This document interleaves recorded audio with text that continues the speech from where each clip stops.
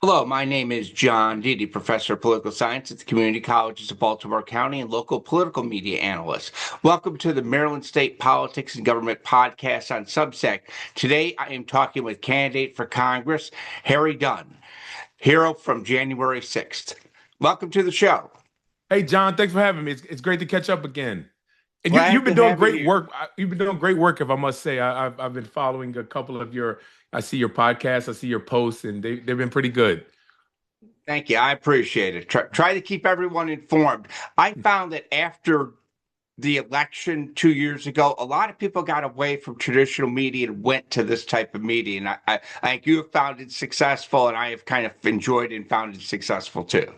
Yeah, I think it's been well. I think the one of the causes for that is a lot of people were disappointed in legacy media, if you will, in the way that they covered Trump and what they showed about the bias, I guess, for unhinged statements when they were talking about Joe Biden's mental acuity, but they didn't show the same energy, if you will, when they were talking about Donald Trump, and a lot of people, especially on the left were disappointed by that. I was one of them. I just didn't think that it was a fair representation of the way that they were covering both presidential candidates at the time. I would agree. My first question is, why are you running? John, it's funny because who in their right mind would want to go join that dysfunctional mess that's going on Capitol Hill right now. But when I ran last time, a lot of the things that I talked about and that were issues and that were the threats of things that could happen if Donald Trump would be elected to another term. There were the threats of the things that he could do and would do. Unfortunately, it's no longer a threat. We're living through these times, and it's a reality that he is attempting to become, and in some cases has become a dictator, a tyrant. I mean, we just saw over the weekend, he sent the vice president to go campaign for Viktor Orban, who is a dictator over in Europe, and oh, by the way, congratulations to the people of Hungary for finally getting him out of there. But Donald Trump has done nothing but enriched himself. He has taken the power away from any other branch of Congress. I mean, excuse me, of the government, to include the Supreme Court and especially Congress. The Article One powers, it's like they don't even exist anymore. And Donald Trump is having his way with whatever he wants, with zero pushback from Congress. And everybody in the middle classes, everyday life has just gotten worse. There's been zero accountability for all the laws and crimes that this administration is committing, and everything's just more expensive. I mean, we're in a war right now with Iran that he said that if we elect anybody but him, we will be in endless wars. So everything that he said and campaigned against, he's doing the exact opposite. And it's kind of like he pulled the wool over the voters' eyes, his supporters' eyes, and now everybody's life is the worse for it. So I'm running because, like I said, a loss didn't stop me from wanting to stop this man and serve my country and my community. And what a great opportunity to represent the place where I was born and raised, with my family, my friends. It's just the community that made me. It's an opportunity to run. So with Mr. Steny Hoyer retiring after 45 years of service to the country, to the great state of Maryland. I'm blessed to even have the opportunity to run to seek the nomination. What do you think is the number one issue in this campaign for you? So it's two. But I know that's a cheat answer, right? But it's about accountability and affordability. And I believe, people say, "Hey, can we stop focusing on Donald Trump and so much and everything? Make our life." All roads lead back to Donald Trump. If you think back to the first year when he passed the big, beautiful bill. What did that do? That gave tax breaks to billionaires and trillionaires and the richest people in the world on the backs of who? The middle class. So prices went up. Prices are continuing to skyrocket. And that's even before the war with everything that's going on in Iran. Gas prices were not coming down. Grocery prices were not coming down. Medical costs have shot through the roof. My personal medical insurance went up $1,300 for with the Republicans' failure to act to extend the ACA subsidies. So my particular, I'm affected by it.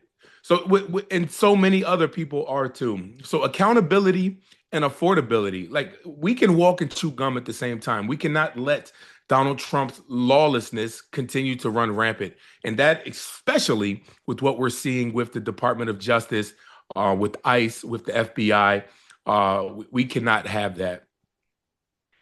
One issue I'll ask about, because it dovetails into a few other things, is one of the things people have talked about recently is if I'm elected or what Congress should do. A lot of people have posted to impeach Trump. And I kind of come down on this level, and you can respond to it, is this: the Senate will never convict. I mean, everyone will feel good saying they want to do it, but the Senate won't convict unless somehow the Democrats pick up 20 Yeah, seats, and that's yeah. almost impossible. How do you feel about the situation? I mean, if it came before Congress to say we need to impeach this guy, what would you do?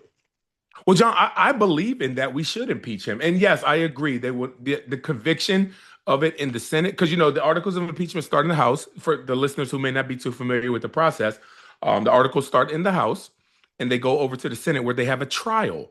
And it takes, two-thirds of the Senate to convict him and hold him accountable. The problem is, like you said, the numbers of the senators. I still think, John, though, it shows people, and I've had this opportunity because ever since I lost my last election, I just continued to stay out there supporting candidates, traveling the country, traveling the world, if you will, to stress how important is democracy. And I've had the opportunity to speak with voters, not just in Maryland's fifth, but across the country. And people are tired of politics as usual. They want to see somebody in there that's going to fight for them, especially with the onslaught that we've seen from this administration, and specifically Mike Johnson and Republicans that are enabling Donald Trump. So I think it's important to put people on the record, to make them show where they stand about supporting Donald Trump. Because a lot of times a vote is more than just a yes or a no. You have to explain it to not, maybe not to the public, maybe not to the media, but to your constituents you do.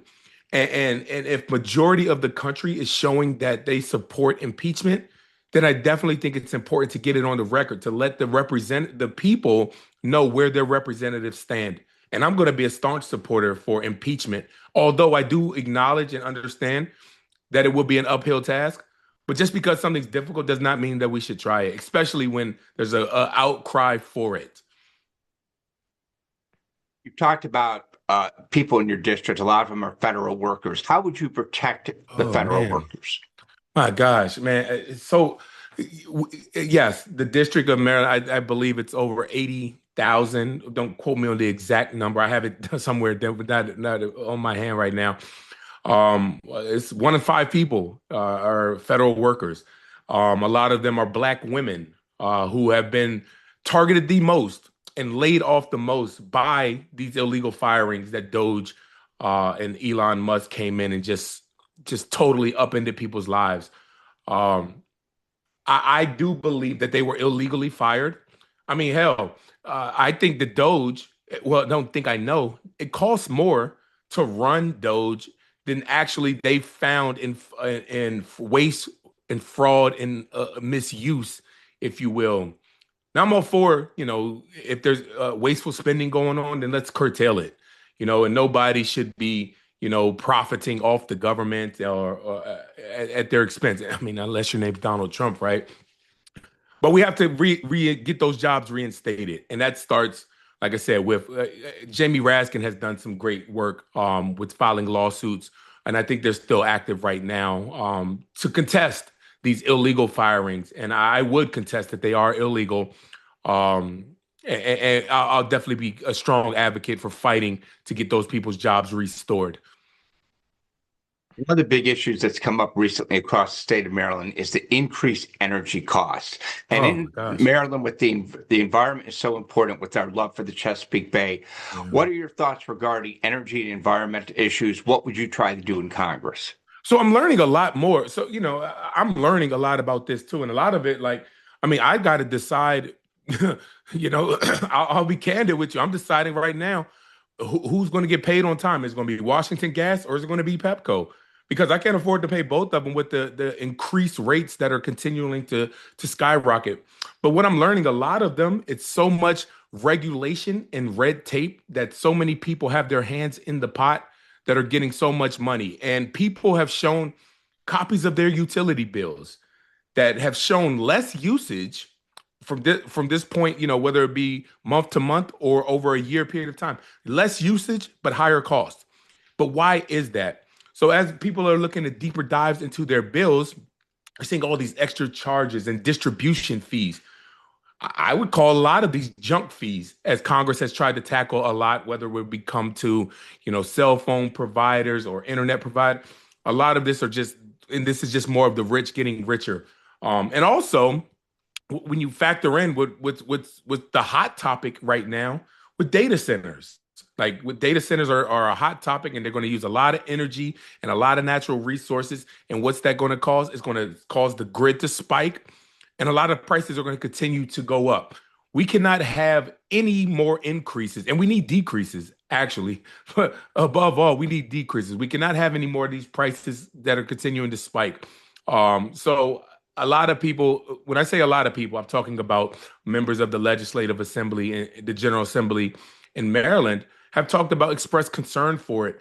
Under no circumstances can we have the citizens' prices go up while any proposed data center is seeking any type of benefits. All of the cost increases need to be on the developers' backs, and zero penalty, if you will, to the community and the environment. One issue we talked about earlier was the issue of healthcare. What's done healthcare ideas and plan? What needs to be done regarding this? Well, first of all, I support Medicare for all. We have to do that, and the biggest part that we've seen, John, is these insurance companies are just making record profits over and over and over and over. So it's like people can't even afford to get sick. We need to make healthcare more affordable. And obviously the subsidies and the tax breaks from the ACA were just a temporary solution while we do. A lot of people have just talked about, hey, let's make healthcare more affordable. How do we do that? How do we do that? And I think Medicare for all obviously will be a start and a step in that right direction. But when you got these healthcare companies, I'm not going to list them all because I don't want to target any specific one, but they're making record profits, hand over fist. And I think that's what it all comes down to. These people are making so much money. There's a shortage in doctors. If you look in the Prince George's County and Southern Maryland, the hospitals, the availability, the doctors, the lack of beds. We don't even have the right amount of doctors that we need. So we need to make sure that we're also, and this is Virginia related, but in James Madison University, where I went to college, they have a pipeline program where it comes from the university to the hospitals, where they're hiring nurses, they're staffing nurses, and being able to recruit doctors. John Hopkins is also very popular in doing that also. So obviously getting the staff in there, but also making it not for profit. One question I always like to ask candidates of both parties whenever I interview them is this: who would you consider your political North Stars or heroes? Types of people that you wish you'd love to walk in their footsteps, you admire them, you read as much about them as possible. Who are those people? Well, I mentioned one of them earlier, Jamie Raskin. I think is one of the first people that come to mind. Not only was he a very big advocate for justice and accountability on January 6th, but he's also just a friend and just very smart. And I just love to be able to pick people's brains. When you say North Star, I just want to just pick your brain and just watch and just see how you operate. So I just think the world of him and the things that he's been able to accomplish and his brilliance and his tenacity. And when I use the word tenacity, I have to include my friend, Jasmine Crockett, who is so smart, so bright. It's unfortunate to me that she lost her race in the Senate, for the Senate in Texas. But I just think that the energy that she is able to bring, John, listen, I don't think with this election, especially in primaries, a lot of the elections and primaries aren't about issues. I would say 90% of the candidates agree about 90% of the issues. Like, I don't believe this is an issue based, but I think in this time, where we're at right now, it's not about politics as usual. It's who's going to be the most effective at fighting this dictator and his enablers in Congress. And that's why I look at Jamie Raskin as such as you said, a North Star, because not only is he just brilliant, but he has the tenacity and the fortitude to be able to stand up and reject all of the moral shortcomings. I guess that's a nice way to put it, of this administration. But yeah, Jamie Raskin and Jasmine Crockett, I just are the first two that come to mind. And I have to, although she's retiring, and when elected, I won't be able to work with her, is Nancy Pelosi, who's endorsed me in this race. But she's just two words that I think are effective and efficient. She got stuff done, and that's what I want to do. It's not about rhetoric; it's actually about getting stuff done. And she was one of the best, if not the best, at getting that done as the Speaker of the House. That I want to talk about, and I'm not. It's not going to be a long-worded question. The president and the Pope. What the hell? But I don't. You know, John, how many times will we have to wake up and say, I cannot believe he said this. I cannot believe he did this. I mean, we've been going on for 8, 12 years plus of this individual making unprecedented statements, not just unpresidential statements, posting himself as a picture of Jesus and healing people while disavowing the Pope and talk.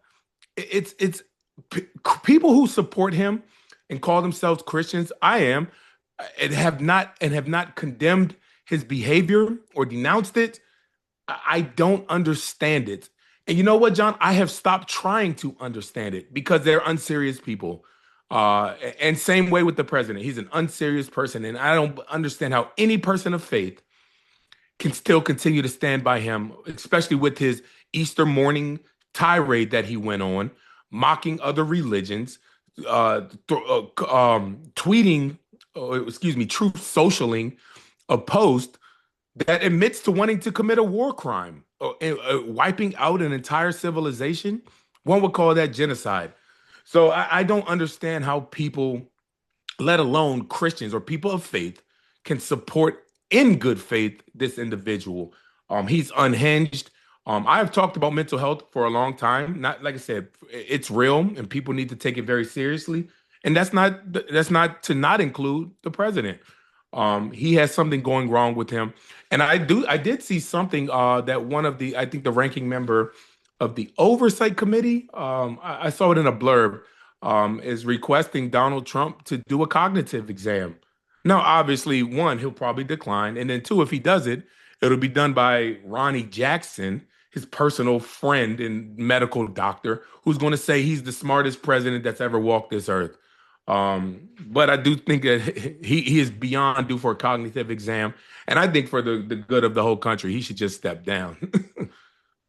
What do you think about this whole situation regarding Iran? I'm not a foreign policy expert, and I won't pretend to be. But what we're seeing right now with the proposed peace deal, well, I guess the third proposed or fourth one, whichever number negotiation we're on, it's a loss for America because first of all, let's rewind it a little bit. Last year, Donald Trump told us when they struck Iran, the nuclear site, that their nuclear capabilities were obliterated. Those are the words of the administration. Mission accomplished. All right, if that's the case, then why are we going back over there again? This is about oil, this is about greed, and this is about enriching the United States and putting our troops in harm's way. Now, make no mistake, the Ayatollah and the leader of Iran was a bad person. He was not good. I don't have sympathy for a person like that. He was a horrible person, full stop. But with President Obama orchestrated the nuclear Iran deal, it looks very similar to what they're trying to this administration is attempting to propose right now. And it's costing us, with the Strait of Hormuz being closed, like $6 billion for a strait that was already open prior to invading them.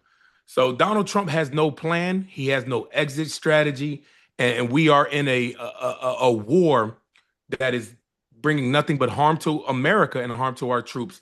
And it doesn't appear, like I said, I haven't been read in on everything, but it appears that this is doing nothing to help the American people, but only suits to enrich Donald Trump and his tech and oil buddies. What would you like to see changed or improved about America's immigration policy?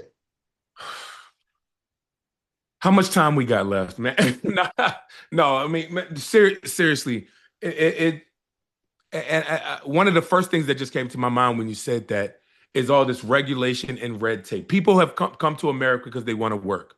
Immigrants make up this country. They do the work. They come here to provide a better life for them and their families. That's what they want to do. Now, I am like, if they're criminals and drug dealers and rapists and murderers, then they absolutely should not have any standing here. Get them out of here. Let's deport them. They do not belong here. Full stop. I got to say full stop there because people say, well, but you have no. Now, what we're seeing with this administration and ICE happening now across this country is they are targeting grandmas, they're targeting moms and daughters and fathers who are just trying to make a living. We cannot have that. I am of the stance that we need to abolish ICE. Now, that's coming up from somebody that's a former law enforcement officer who supports law enforcement, who supports the police. But what we're seeing out of this administration with ICE, it's unredeemable. We went from small requests to just asking, hey, can the ICE officers wear name tags? To, hey, can they not mask themselves? To, hey, can they have warrants when they kick in doors of people's houses? To, hey, can you stop murdering innocent people? I believe they have gone too far and there is no redeeming them right now. But to add, sorry, that's the whole thing about ICE, the people that are enforcing it. But with immigration, every administration, at least from the time that I can remember, and I'm a fairly young man, being 42, I've seen so many administrations have said we need a common sense immigration reform plan. It shouldn't take 10 to 15 years from applying for citizenship to have your case heard. It shouldn't take that long. I think that the sooner and the faster that we can incorporate people into becoming contributing members of this nation, that they will do just that. They'll pay their taxes. They'll contribute to society. They'll join the workforce, and they'll make a strong workforce. And I think that's what we need to push for because every administration says it, Democrat and Republican. Hey, let's streamline. Let's actually do it. Let's make a common sense plan to citizenship. And also, by the way, when you're becoming a citizen, and let's make this. Sorry, I'm going back to Iran and how they're going to talk about automatically enrolling people in for the draft. Hey, well, let's automatically enroll people to be able to vote when they turn 18. So I think that's just another thing too. My final question deals with an aspect of running that I've never met someone who enjoys doing it, and it's fundraising. It is getting on the phones, it's the text, it's the emails. And last time when you ran, I'll describe it this way. You can disagree with me. You really got sandbagged by the United Democracy Project. And consider what's going on in Iran today. I don't know if they're considered what they are for what they were then. Discuss. Are you looking to get some more support from them? Where are you looking to get your money from? I mean, how is the fundraising going? Discuss how it goes because I've talked to so many different people about this aspect. Yeah, I tell you what, like you said, if you ever meet a candidate that's exciting about calling people and asking for money, they're probably the wrong person because it sucks to ask for money for people. Like nobody really wants to do it, especially in these times where a lot of people don't have money. So, as we're here now, the end of the quarter was March 31st, and I entered the race around February 6th or 7th. I don't have the exact date. But from that point to March 31st, my campaign, our team raised $2.07 million in that short period of time with an average donation, John, of $17.60. That just from 115,000. I don't have the number. I may be off by one or two. 115,000 individual donors. And what that tells me is that a lot of people don't have a lot of money to give, but they believe in me. And that's one of the most humbling things ever, that people give $5, people give $10, $20 because they believe in me. And that's just such a humbling feeling. Because that's what I'm letting people know. I am a public servant. Like, I may not have the elected official experience, but I have what I know more than anybody what it means to serve a community, to serve a people, to serve a country. I know what that means. I've done it. And that's one of the things I'm very passionate about doing. But raising money, and it's tough. I'll tell you a quick story real quick. Like you mentioned, the emails and the texts that go out, and I apologize to people because I know it floods people's phones, and I am sorry. I hate getting them. I get texts from myself. I'm like, my gosh, I'm texting myself. My father told me one day. He said, "Son," he said, I love you, son. Um, I'm rooting for you, and I hope you win. But if you text me again asking me to rush you $25, I'm going to disown you. Oh man. But no, I listen, I am thankful. And you know what? That goes to a whole different area.